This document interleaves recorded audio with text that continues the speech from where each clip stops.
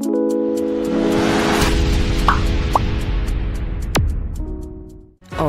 adalah seni. Setelah kemarin kita ngomong etika pada manusia, hari ini kita akan bicara tentang etika pada penelitian in vivo atau pada hewan coba ya. Jadi menurut WHO, binatang atau hewan coba ada dua, roden dan non-roden.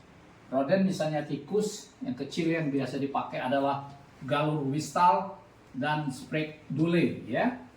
Itu dikatakan oleh WHO minimal 6 per seks gitu ya kalau jenis kelamin gitu ya. Tapi jangan lupa ada syarat lain kadang-kadang ya.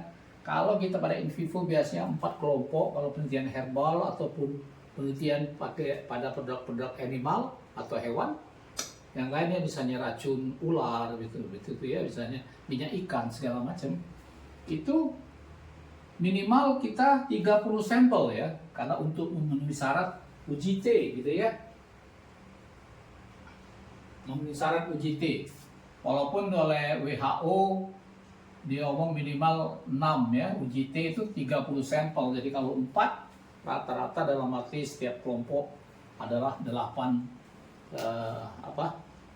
sampel gitu ya. Jadi yang dipakai galur wistar dan sprek dule ini ya. Saya tidak tahu untuk masing-masing center itu terserah, tapi kalau di fakultas kedokteran saya kebanyakan menggunakan galur wistar. Kemudian kelinci ya, ini biasanya pada kasus-kasus luka bakar atau fraktur, ini kasus-kasus bedah kebanyakan ya, luka bakar karena dia lebih besar daripada tikus ya. Kelinci yang bisa dipakai gitu ya. Nah, kalau yang non-roden, yang binatang besar itu minimal 2 per jenis kelamin ya. Misalnya kera kita pakai biasanya untuk mengetahui efek teratogenik suatu herbal. Babi misalnya untuk kita pakai untuk latihan misalnya operasi hipertrofi jantung misalnya. Kalau kambing bisa dipakai juga ya. Sekarang ramai juga untuk bedah toraks, itu untuk contusio pulmonum.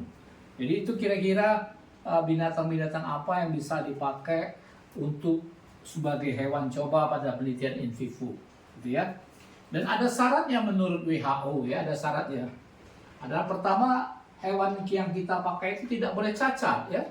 Tidak boleh cacat, harus sehat gitu ya. Harus sehat. Ini menurut GCP. Jadi GCP tidak hanya untuk manusia tapi juga ada GCP untuk hewan. Jadi hewan model harus sehat.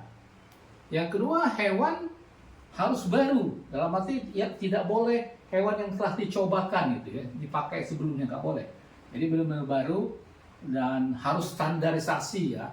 Jadi biasanya umur tertentu, kalau tikus biasanya umur 2-3 bulan, berat antara 200 sampai 250 gram gitu ya. Kecuali untuk kalau kita penelitian pada teratogenik untuk mengetahui pada trimester pertama, kedua, ketiga itu lain ya.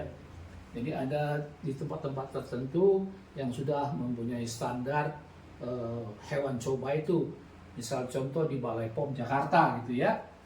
Lama penelitian itu, jadi ini biasanya dipakai untuk kasus-kasus akut, ya bukan untuk kasus-kasus kronis. Jadi 7-14 hari. Nah, hewan coba tidak hanya untuk penelitian efikasi ya, efektivitas. Ya, bukan hanya untuk penelitian efektivitas, tetapi juga bisa dipakai untuk mengetahui lethal dose, pada dosis berapa dia menimbulkan kematian, ya. Kemudian juga bisa dipakai untuk mengetahui hepato atau renotoksik gitu ya. Bersifat hepato atau renotoksik. Yang kedua, herbal atau produk hewan yang akan kita teliti tidak boleh bersifat carcinogenicity, dan juga kalau bisa tidak bisa bersifat teratogenik ya.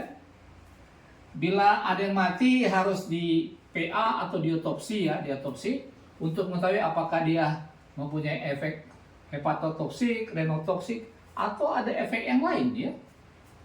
Nah, kemudian yang terakhir, yang ini yang kadang-kadang terlupakan ya, kita tidak boleh membuat hewan itu cacat atau kita menyiksa hewan itu ya.